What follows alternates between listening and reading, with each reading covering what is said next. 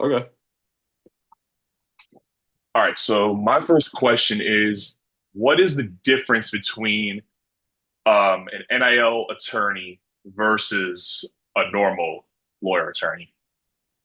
So for an NIL attorney, they look at the contracts, whatever other issues that an athlete might have.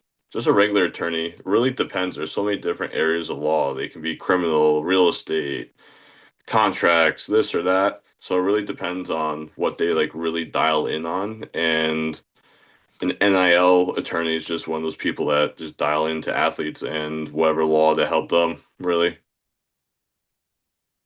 Okay, continuing off of athletes, could you name any, who you represent? Like, have you represented any like major names in this industry so far? I know it's like a growing thing. Yeah. So no, not really any major names. Right now I'm doing more of the education side.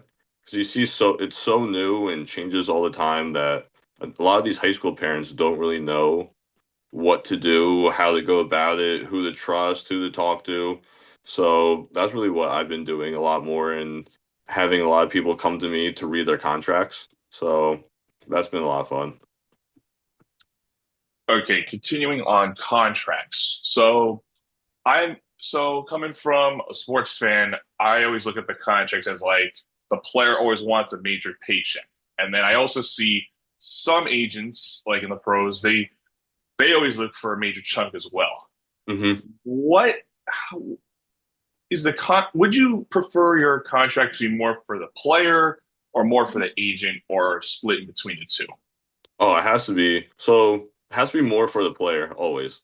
But the contract itself is always towards the player for the agent to get like I guess like a piece or a percentage. That's just between the athlete and the agent. That's kind of like separate, if that makes sense. But like the contracts where kind of like the NIL contracts where it's going towards the athlete, yeah, you have to make sure that's going towards the athlete because a lot of the times brands and companies and different people they try and like sneak in different phrases and different things into these contracts that could be really harmful to the player. And really got to make sure that you really look through it and make sure that it's super fair for more for the athlete than the brand. Okay. The next question, and I feel like this is more of like an interesting one because I'm like a basketball fan, Oh, nice. and I always look at how there's always those top prospects. There's Hmm. the one and done rule, and then there's the NIL portion. Because in recent years, we've seen more college students stay in school than go to the pro leagues. Hmm. My question to you on this is, do you think in these contracts should there be no penalties for a player going straight to the pros? Yeah, no penalties. Yeah, absolutely. No, they should be able to make that decision when they want to, how they want to. They shouldn't be stuck in college just because of that. But it's also a good thing that, hey, they're able to stay in college and make that money. And if they don't have to reach for the NBA, they shouldn't really have to. That's a I like that. I like that answer. Um, and another thing I wanted to look into as part of the players. Has there ever been like a situation where, because I've seen this before as well, where a player he signs a contract with the school he's at and then quickly gets poached somewhere else? Have you dealt with something like that before? Where you're like, for example, like if player A went is currently at college Yeah. one, but then the second college immediately poaches him for more money. Have you handled a situation like that with I legal pers action or I personally haven't, but that's a really big thing for college football. That's why you see a lot of these teams not have spring ball. So these kids don't really would have tape to go send to other schools because a lot of times they'll play for that school for the spring, have all this tape, and then by the time the summer comes, they're out going somewhere else, going for more money. So I think that's why you've seen a lot more teams stop doing that, or at least stop putting it on TV and like all those other things, just to stop that aspect. In basketball, doesn't really happen too much. Kind of like once they're at one place, there's only like a certain amount of time to go to these bigger schools anyway. So like once they're at one place, like they're not really trying to jump ship right away. That's cool, especially now with this brand new 5-year rule that they are proposing. Yeah. So all right, so I'm gonna go more into industry practices. So what are like some common like misconceptions that like athletes or like the collectives have when dealing with NIL properties, like intellectual properties? I think that's kind of like one of the last things they think about, especially because for IP, it's either a trademark to grow your brand and you need to be selling something, or your copyright. So that's all your content, your videos, images, all that type. If you're into music, they could be something too. So that's kind of like the last thing people think about. They think about the social media, the marketing, the whatever, the LLC, like all that stuff involved, but they always forget to protect themselves. And a lot of times they kind of do it when it's too late.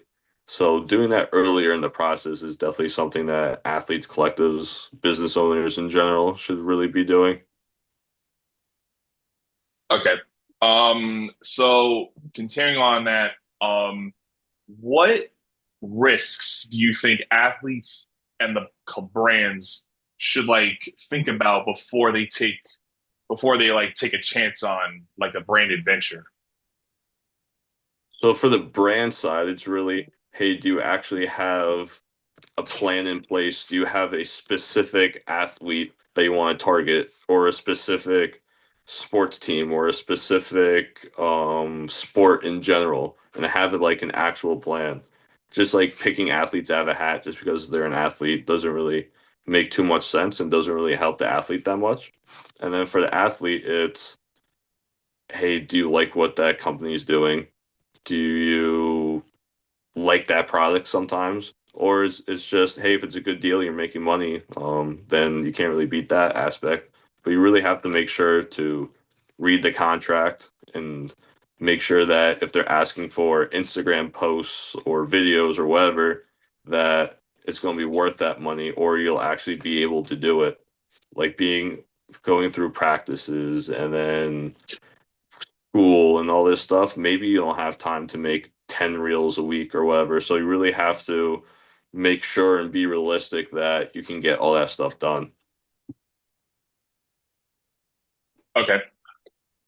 I like these answers a lot. What do you think would be the biggest major red flag in the NIL industry area? Like the like your biggest negative in the NIL area industry that you work in? Someone wants to do a handshake deal, like that has to be a contract. You've seen a couple of times of players kind of getting screwed out of deals because they thought they had it, but nothing was in writing and nothing was signed. Another thing too is all these like agents. It's like, hey, there's really no certificates or really any true process. So like someone's uncle or whoever can just say, "Oh, I'm an agent" or whatever, and not really help the athletes the way that they should be getting help. So yeah, that's definitely a big one, a big crazy one, and something that like I've gotten a couple calls on, and I'm just like, oh man, I really hope this person doesn't actually try and help any athletes. Has there been a situation where like an overseas league was like, or like a team overseas was like interested in like a client or one of your players? Like, do the overseas, let's say, does the overseas organization have to pay or buy out the contract, or is it negotiable between the player that's currently in school and a team that's like playing overseas, like in Europe or something? You kind of see like more of the opposite of the European guys wanting to come over here, especially for basketball. Basketball, soccer, definitely the biggest ones. Um, I'm not really sure how the buyouts work. I don't think the colleges have to buy these guys out, but I think the agent and the player themselves might have to deal with that with the European team and then come over. That might be a thing, but when it comes to just like regular college sports, no, there's really no buyouts when it comes to that. And you really haven't seen any players want to leave college and go play overseas. Because a lot of these guys are making more money in college than they will as a pro. Interesting. I always thought it worked both ways because I always see it as, oh, this, because I also now see like some players are jumping from Europe back to college, which Yeah. I thought, which brings me to my next question. Would you be in favor of a player that was either from the G League or overseas going back to college just because of NIL ineligibility? Are you in favor of that or are you against I'll say yes and no. It comes to a certain point. So, like, I would like the 5 year deal from this standpoint where, hey, once you're 24, like, you shouldn't really be older than 24, maybe 25. If you're like in the G League and you're 28 years old, you're like, oh, I have college eligibility, then, like, all right, if you're 28 going against 18, 19-year-olds, that's definitely like a huge difference. Like, that really shouldn't be allowed. Or if you're in college for 9 years, like, that really shouldn't be a thing. But maybe you went to go play in Europe at 19 years old and was like, hey, like I think I made a mistake. Now I'm 20. All right, that makes a lot more sense. You kind of should be in college. You just didn't go to college right away. So I think from that standpoint, if you're like 19, 20, 21, and you want to come back and come play college sports, especially for the money, because you're going to be making a lot more money, that's a lot more fair. But if you're one of these older guys, you definitely shouldn't be able to do that. Yeah, because I'm gonna be honest, when I was watching college basketball season, I seen that Alabama was able to get a guy Yeah, legally drafted and caused a crazy. whole. I even like even Calipari and Rick Pitino were speaking out against it, and I've seen Rick Pitino close up because he used to go come to my school actually, so he used to coach Yeah, that. I yeah. was When I there was when in law those years school, happened. yeah, when I was in Yeah, law school, I worked for Hofstra's basketball team, and we played Iona a couple times, and he's a crazy dude. he is a crazy dude. I've had some friends come up and tell me stories about him, and they're pretty crazy. I'll tell you. I'll text them over to you if you want. Hey, let me know. That'd be awesome. Yeah, no, of course. But all right, so right back to this because I really went back a little off topic. So what is something that people often assume about NIL branding that's 100% inaccurate? That's a good question. I think a lot of players think that they don't have to put the work in, that they're just gonna magically get these deals. But the same way you have to work on court or field is the same way you're gonna have to work off of it to get these deals, no matter who you are. Like, not everyone's Cooper Flag or one of these dudes that are gonna be a top draft pick. So you actually have to put the work in, make those posts, grow your brand, and do all the things you're supposed to do. I like that answer. Not everybody's a Cooper flag, especially because the whole year I was talking about AJ DeBantis and and the next guy, Cameron Boozer. Yeah. And kind of the same question, but what risks in the NIL space do most like are most underestimated? Just blindly signing contracts. You don't really know, especially if you don't really know what a lot of the words mean or what could potentially happen for your future. Like, are you pretty much signing everything over to this one brand, or will this deter you from getting better deals? So you really have to make sure that you're reading it or giving it to someone that knows what those things mean to make sure that that deal is right for you. That's cool. How might reach future regulations reshape brand ownerships or athletes' rights? Um, I don't think by much. Maybe the schools letting the athletes use like kind of combine their IP, maybe letting them do more stuff wearing the school's logo colors or whatever. I think that would be kind of like a win-win for both. I don't know why they don't really let them do that. But yeah, I think for most part, like the players have pretty good freedom to do a lot of the things they want to do when it comes to branding and creating businesses and that type of stuff. Yeah, because I've seen like these endorsement deals from Mail. I mean, I remember vividly that like one of one of these, like, remember he was on basketball for Kentucky and he got like an NIL deal with like Porsche Oh for wow. like $10,000, Hmm. and they were like, oh, you. It was one of the craziest endorsement deals I've ever seen in NIL was a Porsche deal. 'Cause Oh yeah. yeah, I never seen anything crazy like that or like and speaking of endorsement deals, because Hmm. I've seen this before in college basketball. Are you in favor of a student manager getting paid? Oh yeah, Like, absolutely. or Cause like, cause I was one too for Hofstra, and it's Mhm. like, hey, you're still doing all the work. You're there almost as long as the coaches.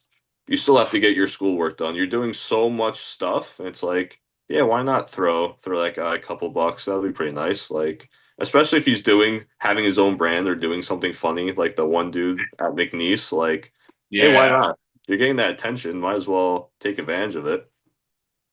yeah. I think he's going back to LSU now because Oh yeah. we're waiting on posts.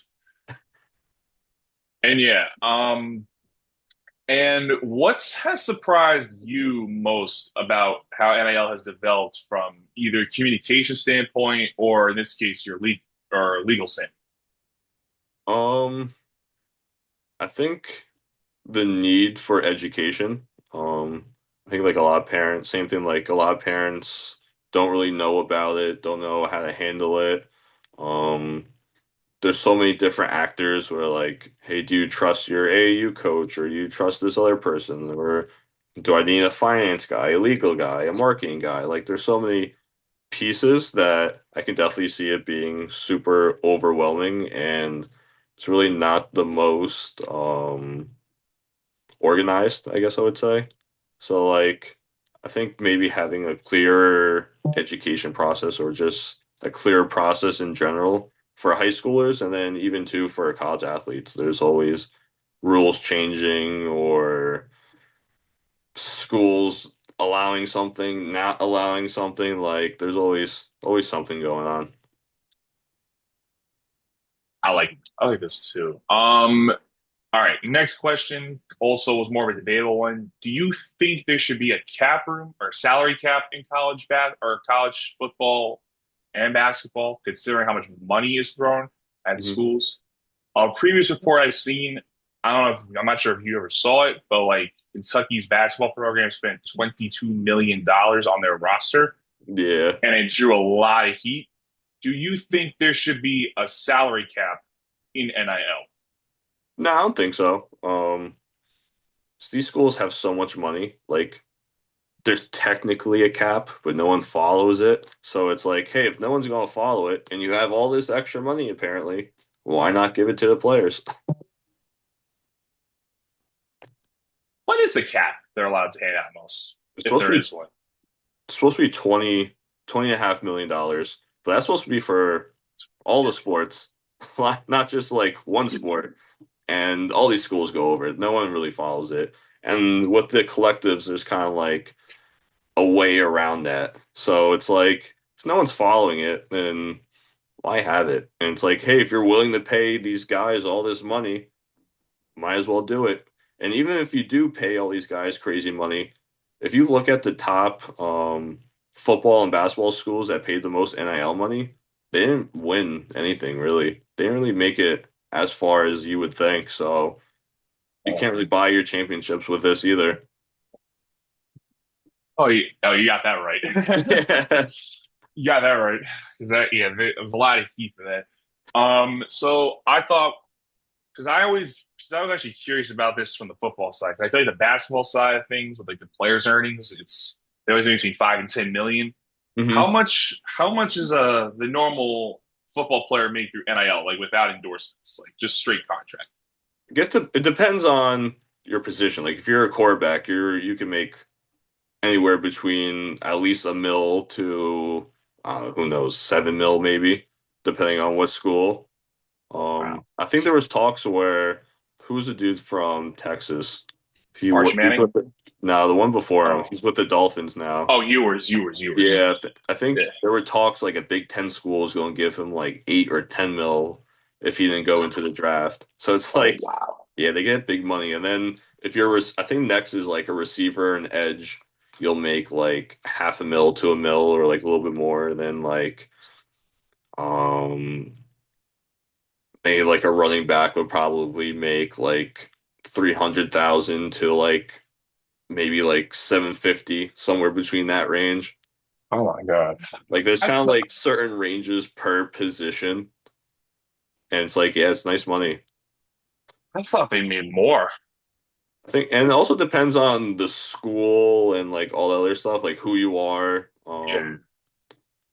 But yeah, Wow, wow. especially like if you're a top running back, you're gonna be making probably at least a mil too if you're one of those Heisman guys. 300,000. I'm not surprised because I thought they made more actually. Like I know the quarterbacks make more, but a running back Yeah, only 300 just sounds crazy to me or, because or maybe especially more. after Jeremiah Love just got drafted third Yeah, overall the other night. Like, yeah, no, like no, that's yeah, that's probably like the low side. Like I know Oregon got this one dude, I think last year, 2 years ago, and from Tulane, and he didn't end up playing, but he made like 700 or 800,000, and he never played. So it's like, hey, you're paying that guy that much. How much is the starter getting? wish they could pay me 800,000 to do nothing. Oh yeah, I'll do that too. Absolutely. Yeah. Um. So here's a question. Here's another one. What should a strategic communicator understand about NIL that people outside the industry often miss? Um, I think they kind of put NIL into different buckets. Like if you hear a story on like a whole team getting cars or something, they're gonna be like, "Oh, all these guys got NIL deals," but that's really the collective buying them the stuff. Like true NIL or like brand endorsements. So they'll put the rev share that they get from the schools, they'll put it in that bucket. The collectives, whatever they get players, they just throw it in and say it's NIL. Or if like a player starts his own business, they're gonna say, "Oh, that's NIL." But like I think there's really like four different areas of what people call NIL, but true NIL is just really those brand deals and having deals just based off of your likeness. That's cool. Um, and another question I have is, does a school's run, like a tournament run, or in this case, college football playoff run, with Hmm. all the money that they're generating from that run? Because I know, I'll say, for example, Notre Dame not too long ago was in the national championship of college football. As an independent, they made $20 million for themselves. Yep. None of that goes to a conference. So, does those type of runs generate more NIL money for players in the school, or does it make a bigger difference in like other places? It should. I don't really know where exactly that money goes. Maybe it goes to the fields or the practice facilities or whatever. But if I had to guess nowadays, that's definitely going towards NIL stuff to pay for whichever recruits or whoever else that's coming in some way, somehow. That's cool. That's cool. Let me see. And how has your work changed over time since NIL like expanded? Um, really hasn't. Um, I would say more, even though there needs to be education, I think more people are understanding how important it is and are actually doing it. Like this is probably like the guys that are in college now are probably the first group of people to go through high school and see like, hey, if I work really hard at this, there's a reward, or hey, anyone can really get brand deals. So I think just by at a young age seeing other people do it and be successful and make money, then they're going to want to do it. So I think little by little, more and more people are starting to post online and create a brand or start their business or coach or do whatever things that they really want to do. Nice, like that answer. And this is kind of like a little bit of a follow-up. Ha have you seen also recently like some of these pro NBA coaches making the jump to college basketball as well? I've seen that as Yeah, well. absolutely. So does that have a bigger influence on where a player wants to go? Like, for example, Michael Malone just went from the NBA's Denver Nuggets to now Blue Blood Mhm. North Carolina. Like, Oh, does an NBA coach or pro coach moving to college have a bigger impact on the player going to that school? oh, absolutely. That's everything because a lot of these players they want to go pro, right? They want to go NBA, they want to go overseas eventually. So to learn from someone that's been there, done that is super important. Like even when I was Be at a champion. Hofstra, yeah, like the coach at Hofstra right now, Speedy Claxton, he played in NBA for 10 years, won a championship, had all these really good coaches, and it's worked out for that school. They've had at least 8 guys transferred to a Power Five school. So, Yeah. See so it's Cruz go to like, Tech. yeah, like you're going to learn, you're going to develop, and then you're going to make your money. And then you're going to have an opportunity to play pro. So it's a win-win for everything. You make your money, and then you get a chance at playing in the league or playing overseas and bettering your life. So it can't get better than that. Yeah, that's pretty cool. 12 o'clock. Wow, that's quick. Yeah. Let me just send this recording for a second because